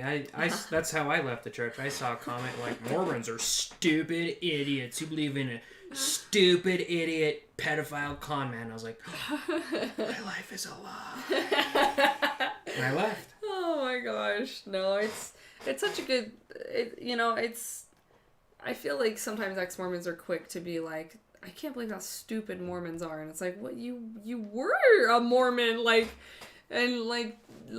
don't be on such a high horse when like you believed it for 20, 30, 40 years, yeah, you know? I mean, the phrase I always use is don't think you're so much better than someone else or smarter because they believe today what you believed yesterday. Hunter said a broken clock is right twice a day. And I think actually that's an important thing to keep in mind as Mormons. When you receive this personal revelation, you could think, oh, this was an answer of God, or I just got lucky, because sometimes that's just going to happen. But ironically, that's not always the case, because if your clock is broken, it could be going like, it could, like, what if it's just not set right? Then it's never going to be the right time, not even twice a day. That's well, like that's a person that we know. But he's not even right. But that's not broken. That's just set wrong. Well, okay, shut up. Anyway, so the BBR said, yes, as a former Mormon, I would have backed up my religion 100%. I really have sympathy for them. We really know how they feel. I think that I have a lot of compassion for all the Mormons, anyone in any religion really, because like they're kind of taught this like that they shouldn't trust themselves or believe in themselves, and they have really low self-esteems, and so they feel like they rely on the religious dogma and the religious checklist to make them feel good about themselves. Going to church, going to the temple, reading your scriptures, praying, that actually gives them a semblance of self-worth where they otherwise don't have one. And so keep in mind that when someone is giving you a hard time about leaving your religion, it's likely that they are probably a really insecure person, and the only way they feel like a good person is by hashing out this very strict framework, and abiding to it so intensely.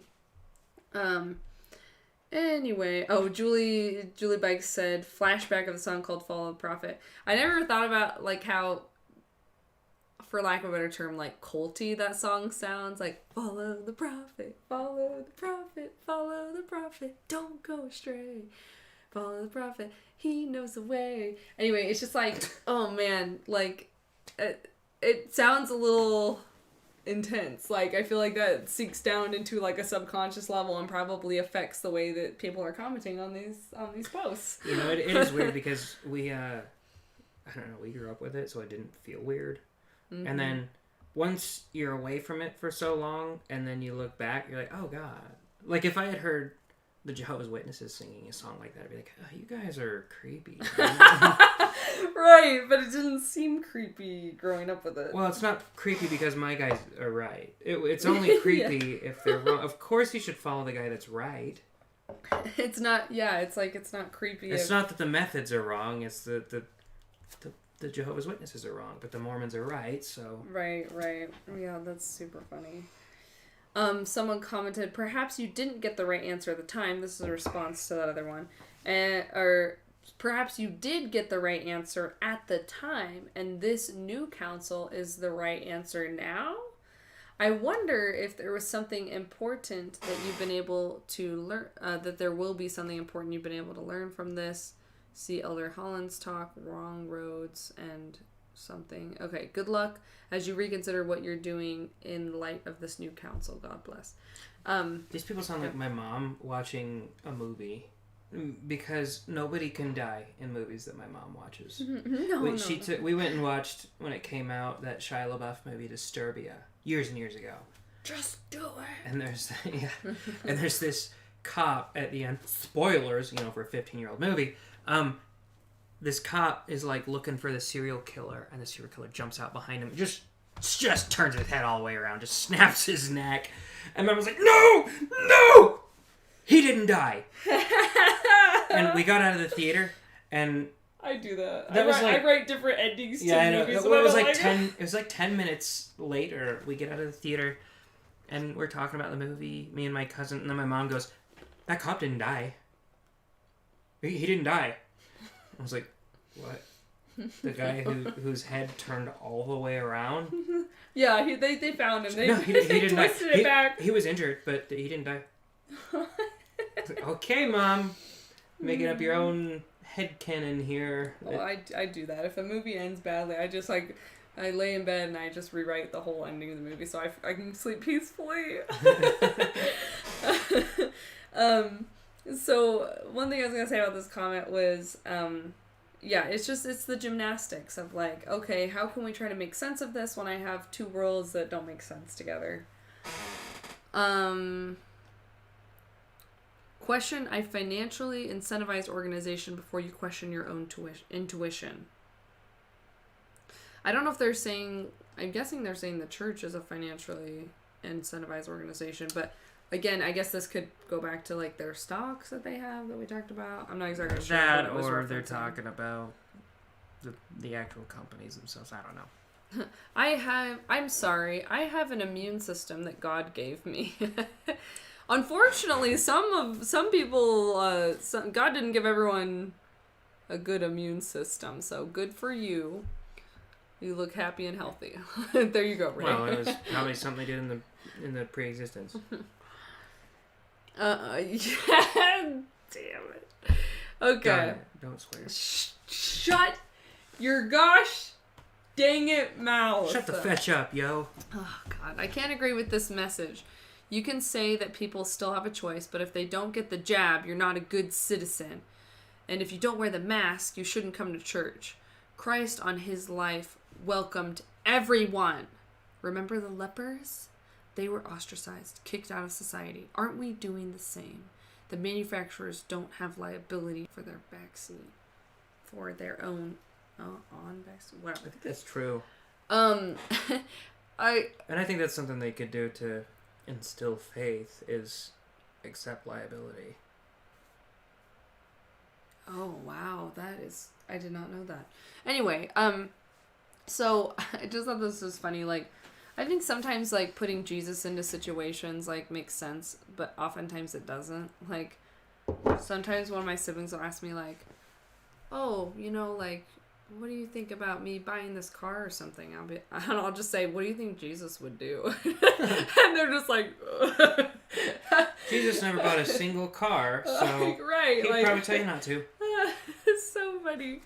Oh, just like a friend of mine was like, yeah, well, I'm not gonna get into that story, but sorry guys. Anyway, so just too many stories, too much excitement, and the video's already getting long. But let's see. Separation of the wheat and tares comes in many forms. We either live by faith or not. There is no middle ground. And let's see. I think I've got one or two more good ones here. Due to today's mass email announcing the policy on the needle and masks, no one wants to call it the vaccine. They want to call it the jab or the needle. You can tell what side of issue they're on by the words that they use. And that's not just with this. That's with almost every issue in the world. I forgot about this comment. This one's the perfect comment to end on here. So, due to today's mass email announcing the needle and masks, I will be denouncing the church as promoting false and dangerous teachings. I think what she meant to say was I will be denouncing the church, but as promoting false and dangerous teaching. Anyway, it's weird, but I am not leaving the church. The church has left me. Oh, okay. And many of us. I am still LDS, but I cannot in good conscience align my thoughts and my soul and share your teachings that are so obviously based in fear and will result in bondage and cause yet unknown harm. Shame on all of those in the hierarchy of this once great faith. Look at that. We just watched someone's testimony break right before our eyes. Honestly, I think a lot of you guys are going to be making fun of her, but good on you, I guess, for your principles are more important to you than your church. So you trust, trusted in the arm of flesh more than the arm of Russell and Nelson, I guess. I don't know. Good job. That was so funny to me because, like she's saying, I'm still LDS, but not really. See, y'all are posers. See, I'm a big principles guy, right? And I have respect for people that are principled and they follow them. So there's this lady I know who, she's very, very against the vaccine. And like to the point where she believes anything bad about it. And she was just preaching to us for like over a year. I'm not getting the vaccine when it comes out because it was before it came out. And then she realized she really, really, really wanted to go on a cruise, a Glenbeck cruise. And she had to get vaccinated to go on the cruise. And she did it. Right away. Like, just right away. She went and got the first vaccine she gotten, and she was talking to some of us about it. And I was like, how did you justify that? Like, you were really against that. And she's like, well, I've already had kids. It makes people infertile, but I've already had kids. Sure, but, like, stand on your goddamn principles. Oh my, like, you buckled for a cruise? My God, you coward. Did you really believe the things that you said you believed? Because if you did, a cruise wouldn't have taken you down. My integrity is only worth so much, right? My integrity is not worth as much as a Glenbeck cruise. Now we know. Everyone's integrity has a limit. If someone came to me and offered a certain amount of money for something for me to do, there's a certain amount, my integrity has a limit, right? Hers was a Glenbeck cruise. A Glenbeck cruise? You have to pay to go on this. She spent thousands going to this. And I was like, I don't care what you guys think of Glenbeck. He cries a lot. It's kind of funny, but oh no. But that's like I the very first point where your principles are tested even a tiny bit, you just buckle on. Oh yeah, I'll get it. And it was a cruise. It wasn't even like you'll lose your job if you won't get vaccinated. It was a fucking cruise. Jared. Just don't go on the cruise. Okay, so comment your last minute thoughts here as we're working on wrapping up the video, and we'll try to read as many comments as we can.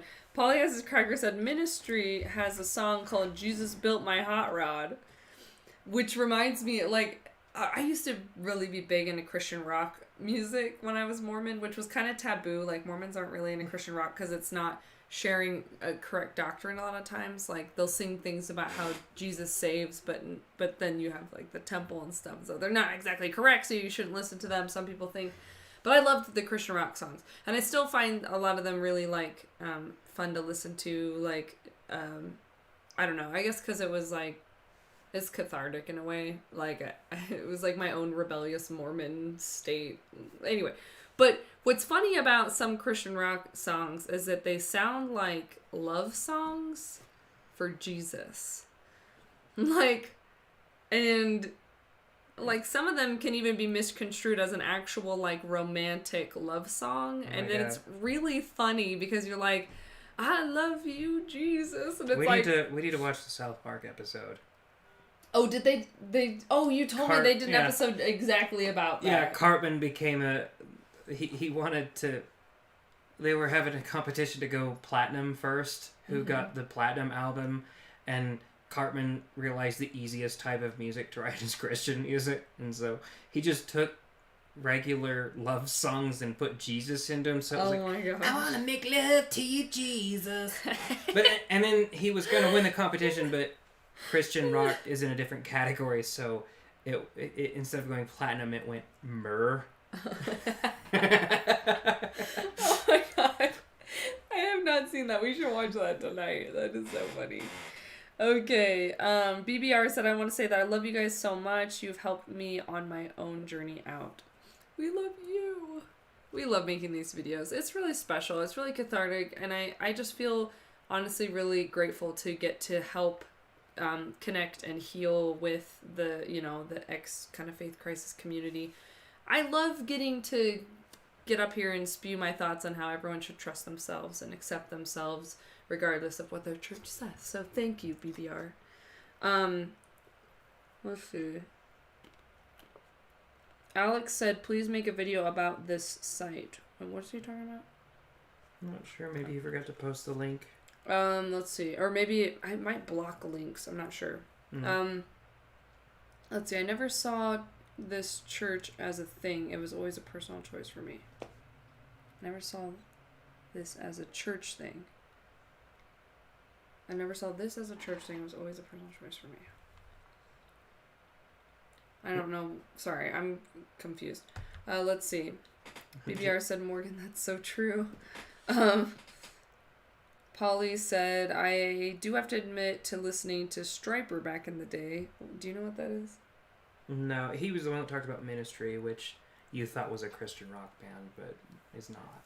Oh, that's funny. My bad. I just assumed. Or it made me think of that. So he's probably talking about another band. Let's see. Oh, LC was talking about the shot. You talking about it the was jab? it was always a personal choice. The jab. Yes. No, I think that's what it should be. I totally agree. Polyester Craig says, I am old. Love you. I just turned 30 2 weeks ago, so I get where you're coming from. Oh my gosh, dude, that's so offensive to say. Oh my gosh. Well, thank you guys so much.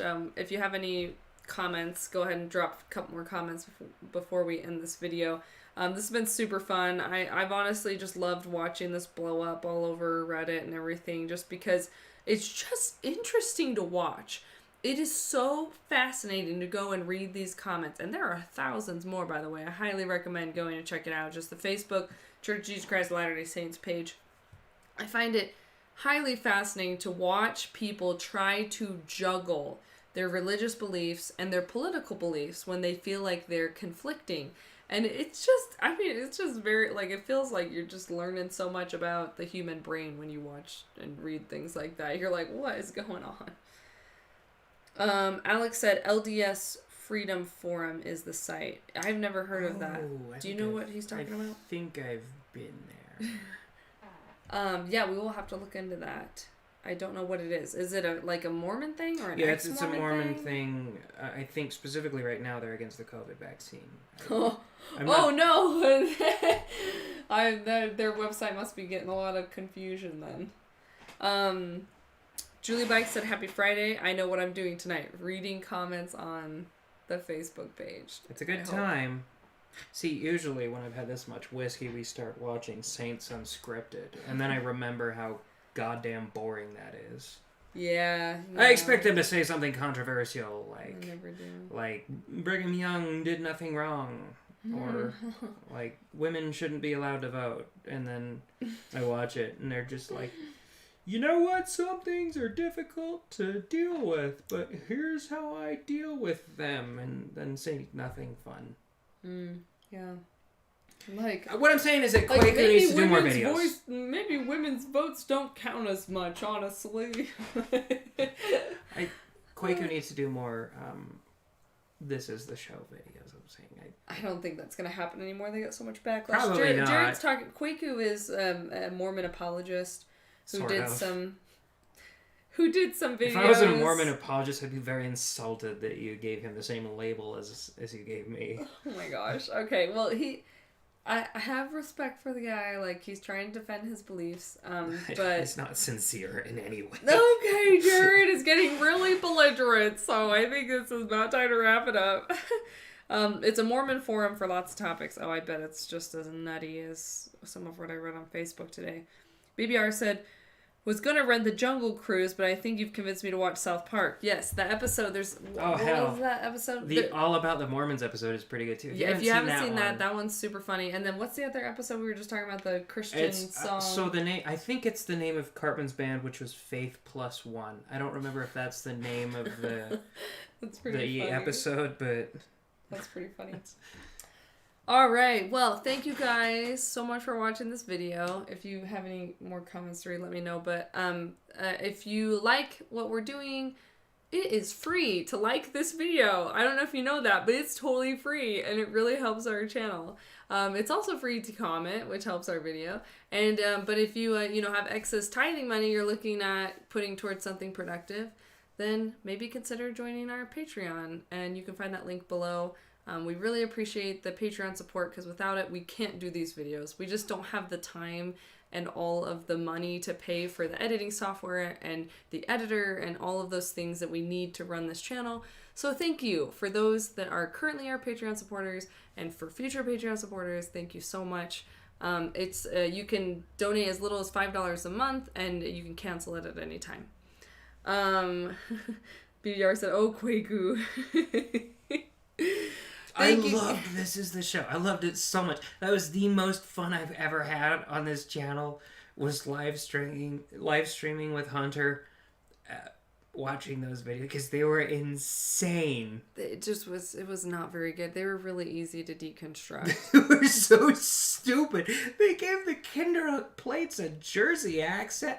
Well, I don't know why people thought I was a real thing. Oh my gosh. Alright, Jeremy thank you guys. Reynolds is stupid. And John Delaney is stupider. Alright, well, I'm gonna go. I think Jared's gonna stay and just keep... I'm just gonna shit talk Kwaku. Oh no. Until he comes on the channel. I hope he does someday. I think it would be really cool. But I feel like he probably won't want to, because he thinks you're an asshole. Yeah, I was being mean to him. I'm usually nice to Kwaku. I don't know, it's just... The last couple of things he done, I'm like, dude, you're really reaching. I would talk to him. I'd have a very civil conversation with him. Jared got personal revelation that he's allowed to be mean to Kwaku. So. I do, yeah. It's the don't be mean to people commandment. It doesn't apply to me, actually. BBR, we love you too. We love all of you. Thank you guys so much for watching. Have a great night. We'll do a live again, hopefully next month.